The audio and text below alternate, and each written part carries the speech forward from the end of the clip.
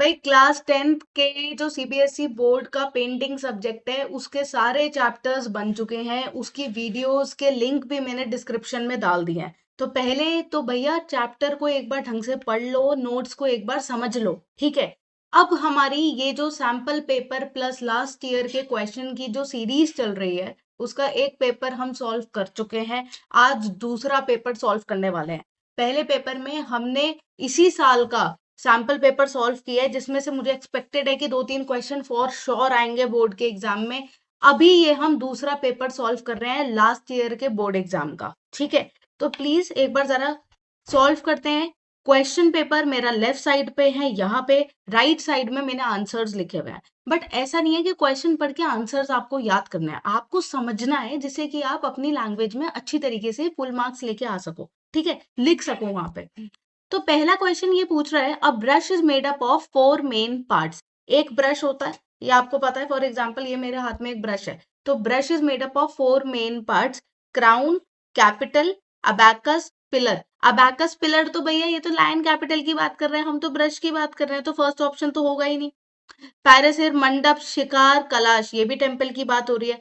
Bristles, ferrule, crimp and handle. Yes, this is your handle, this is your crimp part, this is your bristles. ये जो brush का आगे का part होता है इसको ब्रिसल्स बोलते हैं, ठीक है। तो इसमें ऑप्शन क्या हुआ आपका, बेसिकली थर्ड वाला आपका आंसर हो गया।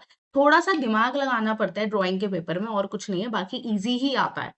To give more importance and attract the interest of the viewer, the artist creates a focal point. अगर हमें किसी चीज पे फोकस पॉइंट चाहिए कि लोग ज्यादा से ज्यादा उस चीज को देखें, फॉर एग्जाम्पल अगर मेरे पास एक गुलदस्ता है उसमें सारे फूल लाल रंग के हैं और एक फूल काले रंग का है, तो वो क्या हो जाएगा, काले रंग वाले पे ध्यान जाएगा, ब्लैक वाले पे। सो वो हमारा क्या है, फोकल पॉइंट ले रहा है, मतलब मेरा ध्यान उस बंच ऑफ फ्लावर्स पे जाएगा, तो वो क्या कहलाएगा, एम्फोसिस। कि एम्फोसिस क्या होता है, एक फोकल पॉइंट पे आपकी सारी अटेंशन लेता है। Poster colors are basically used on a variety of canvas, a variety of metal, a variety of paper, a variety of plastic sheet. A variety of paper canvas पे भी हो सकता है, पर पोस्टर कलर देखो metal पे तो होता नहीं है, प्लास्टिक शीट पे ढंग से चढ़ेगा नहीं, उस पे एक्रेलिक चढ़ेगा। तो फिर क्या बचा, paper. A variety of paper पे हम पोस्टर कलर्स की एप्लीकेशन कर सकते हैं। Pencils are made up of graphite with wooden casting. The blacker and the softer the lead, the bigger is the size of the pencil, the numbering of the pencil, the volume of the pencil or the cover of the pencil.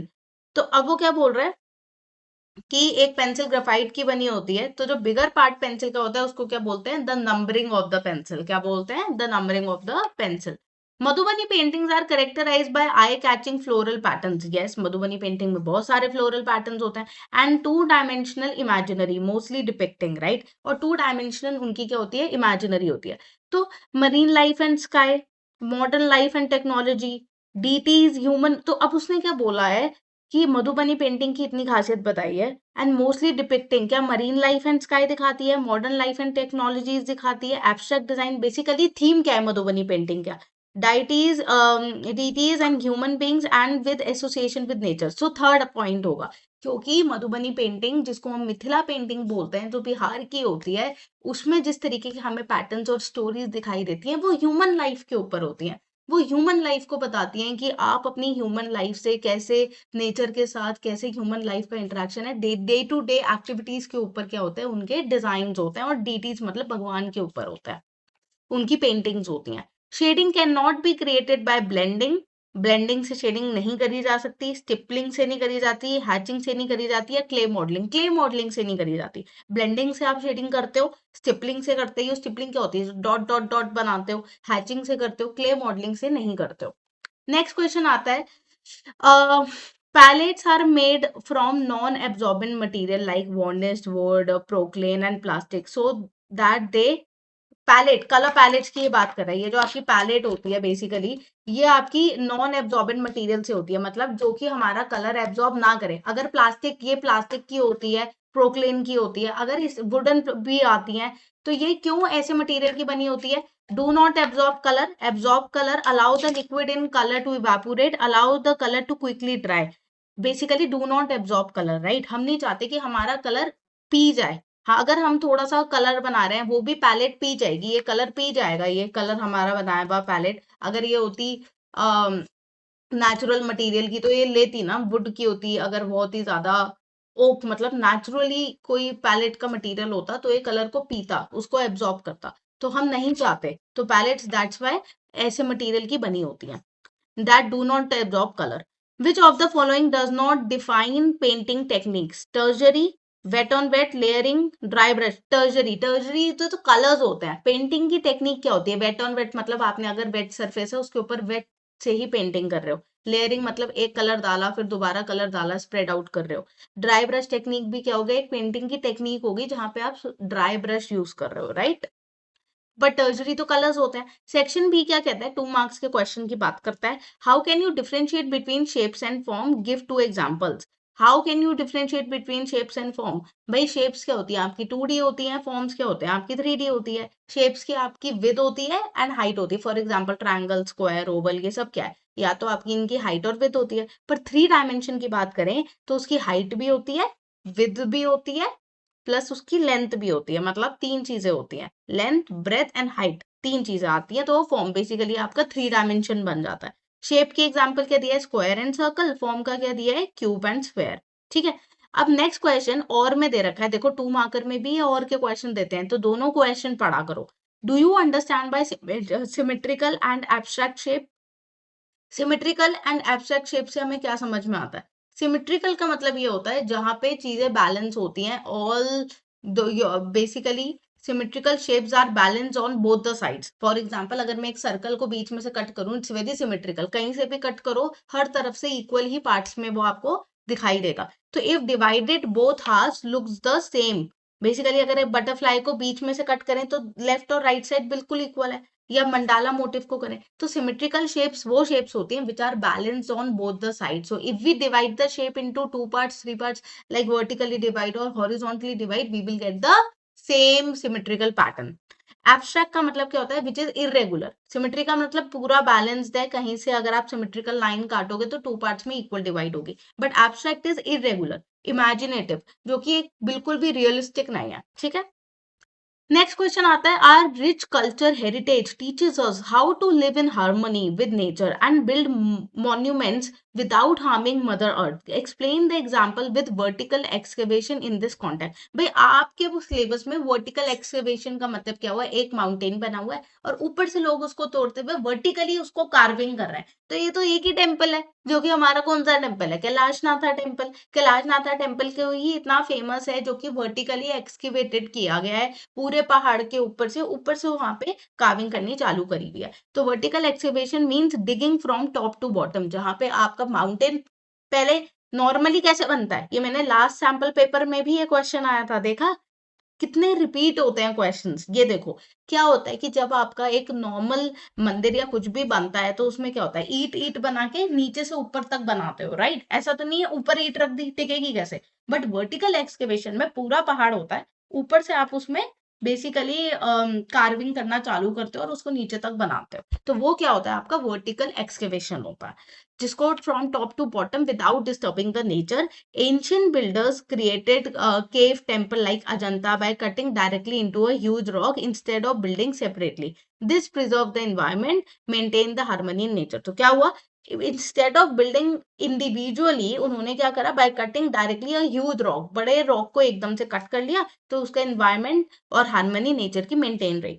But you understand, अच्छा sorry, इसका next question है, which colours are used in fresco painting of Ajanta caves? Explain how these colours are nature friendly. तो भाई colour जो agenda caves में use हुआ है fresco painting में, वो क्या है? रेड ऑकर यूज हुआ है, occur shades, yellow shades, black colour, Indigo colour, जो हमें नेचुरली मिलता है। अजंता केव्स बहुत पुरानी केव्स हैं, तो वहां पे आपको पुराने कलर्स किस टाइप के मिलते हैं? These are nature friendly because they comes from mineral, soil, stone and plants and do not harm the environment. Environment को बिल्कुल हार्म नहीं करते हैं। और कैसे आपको नेचर फ्रेंडली? मिनरल सॉइल्स वगैरह से, जैसे इंडिगो तो प्लांट से मिलता था, क्ले कलर्स हो गए, कार्बन हमें रॉक्स वगैरह से मिलता था, येलो ऑकर, रेड ऑकर वगैरह हमें रॉक से मिलता था, तो वहां से, या फिर मैं बोलूँ चूना वगैरह ये लोग लेके पेंटिंग बनाया करते थे। तो वो सब क्या है? Basically red occur, yellow occur, या फिर मैं बोलूँ लैपिस लजूली ब्लू कलर जो होता है आपका, इंडिगो हो गए, ये सब हमें नेचर से मिलते थे, सॉइल से, प्लांट से, स्टोन से। ठीक है। नेक्स्ट क्वेश्चन पे आते हैं बच्चों, क्वेश्चन नंबर 4 जो है सेक्शन बी का 2 मार्कर क्वेश्चन का। देखो और इसने भर भर के दिया है हर क्वेश्चन में, तो प्लीज क्वेश्चन को पढ़ो, जो क्वेश्चन आपको ढंग से आता है उसी का ही आंसर दो। Art is powerful visual. कभी कभार ये बड़े क्वेश्चन होते हैं ना, बच्चे देख के डर जाते हैं, भैया डरो मत, बड़े क्वेश्चन ही सबसे इजी होते हैं, एक बार ढंग से पढ़ो। आर्ट इज अ, क्योंकि ये क्या करते हैं, शुरू में थोड़ी सी कहानी लिख देते हैं, पर क्वेश्चन बहुत इजी होता है। Art is a powerful visual language that can express a lot even through simple geometrical shapes as seen in a popular folk style. According to you, with the help of lines, what kind of visual or images can be created by them? तो lines and lines के through आप कैसे एक artwork को बना सकते हो?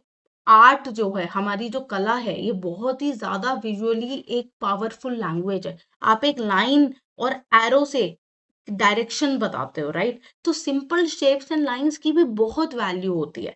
तो ये बोल रहा है कि ऐसा कौन सा ज्योमेट्रिकल शेप्स आपको जिसमें दिखाई देती हैं, वो कौन सा फोक आर्ट है, वो आपका कौन सा। आपके कोर्स में 2 ही फोक आर्ट है बेटा, एक मधुबनी है, एक वर्ली है। तो मधुबनी में तो होते हैं नहीं ज्योमेट्रिक, तो किस में होते हैं, वर्ली में होते हैं। तो आंसर क्या लिखोगे? Lines can create wide variety of images such as patterns, figure. अगर हम वर्ली आर्ट की बात करें तो उसमें कितनी लाइंस के, सारी लाइंस के थ्रू ही तो ज्योमेट्रिकल शेप्स बनती हैं। तो वॉरली ह्यूमन फॉर्म्स मेड दी सिंपल लाइंस, मधुबनी का floral pattern created the repetitive lines. तो रिपीटेटिव लाइंस में भी हमें मधुबनी का वहां पे दिखाई देता है एसेंस। ठीक है।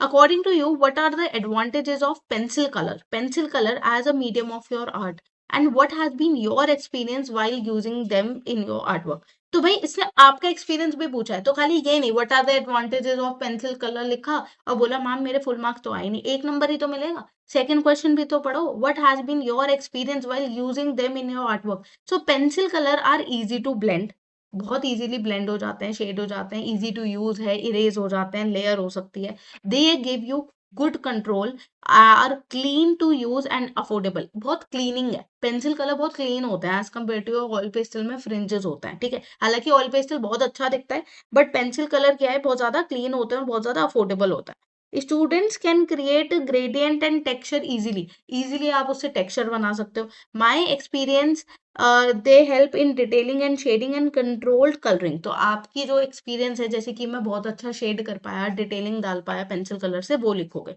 नेक्स्ट क्वेश्चन कहता है identify and explain any 2 types of paper use for painting and what medium can be use. 2 types of paper बताओ, इतने टाइप्स ऑफ पेपर है, कार्ट्रेज शीट हो गई, वाटर कलर पेपर हो गया, है ना? तो आप अलग अलग जीएसएम के पेपर के बारे में, हैंडमेड पेपर के बारे में बता सकते हो। तो identify any 2 types of paper use in painting, painting में cartridge paper and water colour paper. Cartridge paper आपका थिक होता है, स्मूथ होता है, suitable for painting, charcoal, ink and poster colours. Water colour आपके एब्जॉर्बेंट, वाटर कलर का paper होता है जो पानी को एब्जॉर्ब करता है, क्योंकि हमें अपनी शीट को जल्दी ड्राई करना है, तो इसलिए हम लोग वो लेते हैं जो कि पानी को हल्का सा एब्जॉर्ब करे। Best for water colour and wet techniques.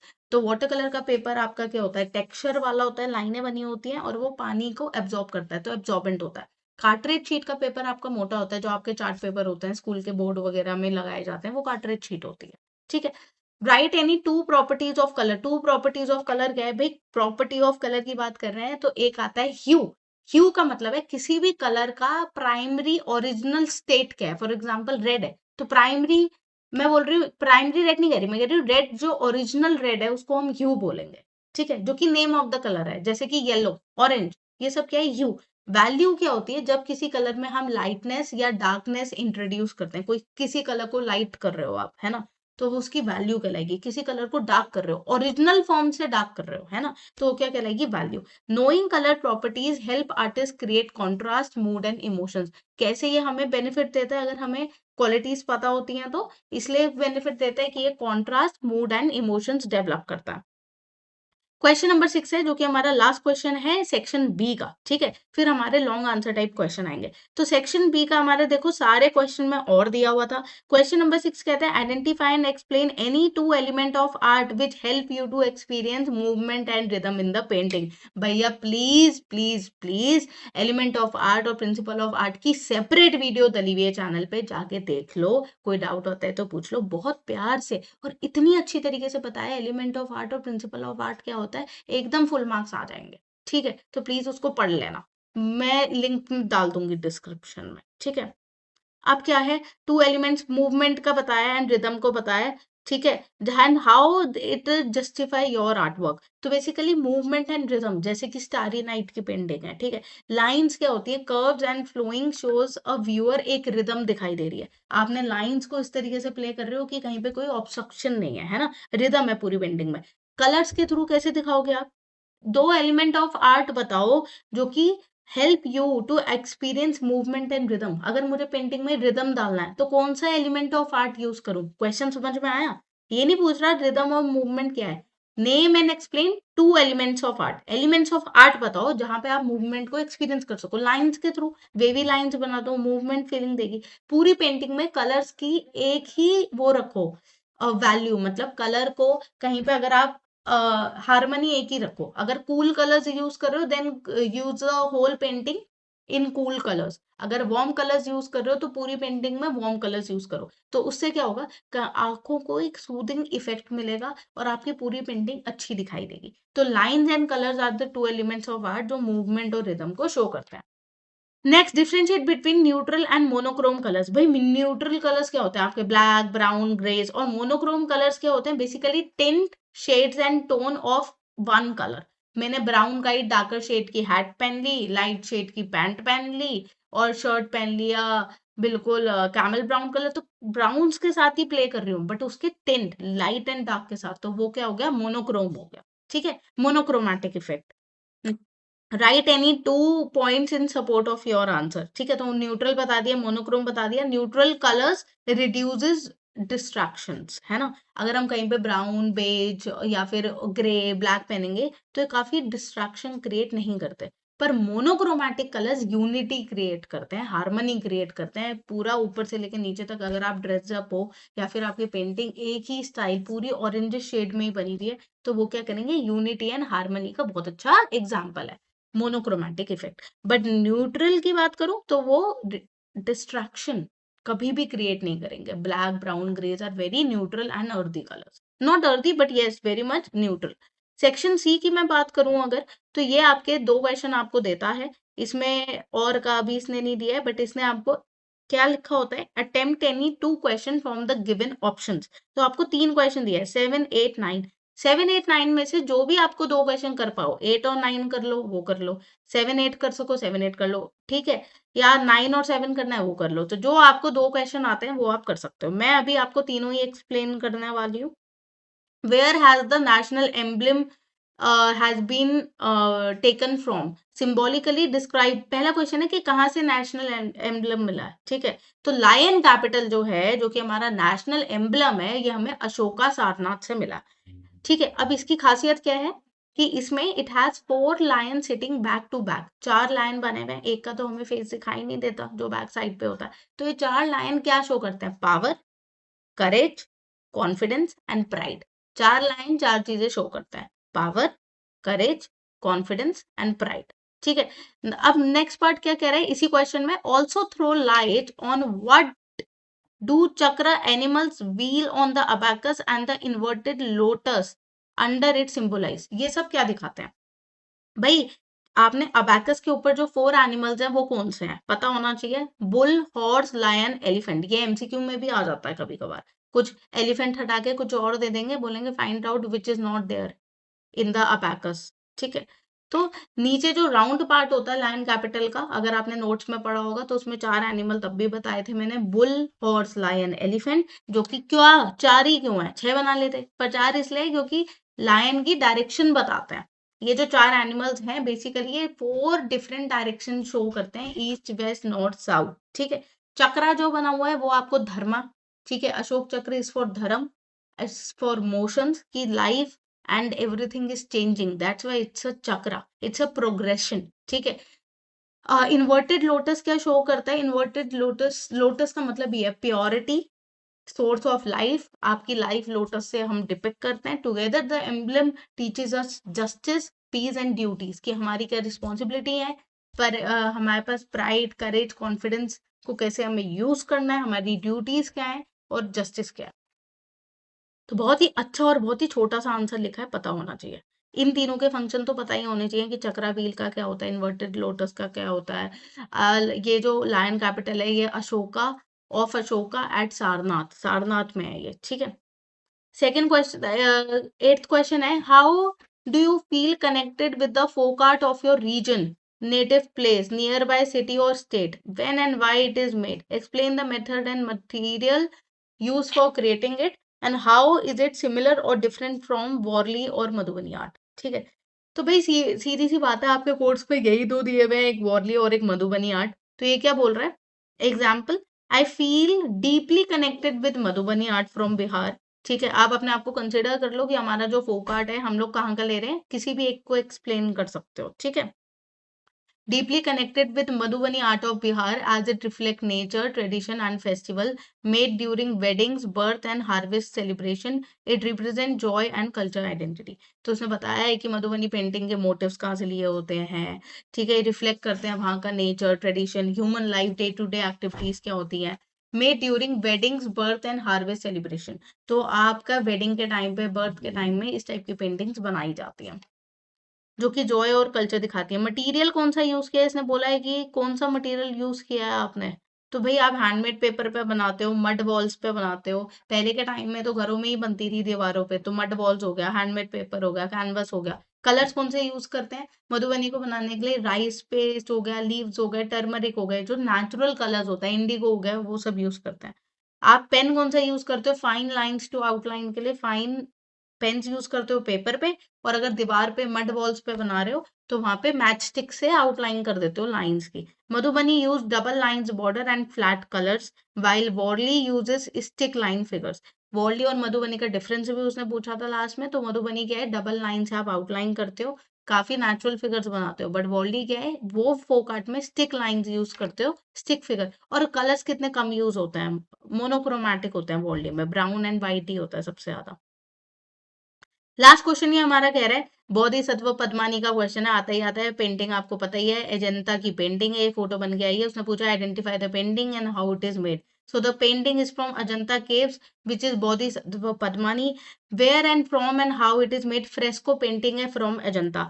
How successful has the artist been in reflecting a compassionate, pure and caring prince. Prince को दिखाया है, नीचे जनता देख रही है। How does the blue lotus bird symbolise in this painting. So how artist shows compassion? The prince has a very gentle face, very big crown, showing eyes are closed, like half closed eye.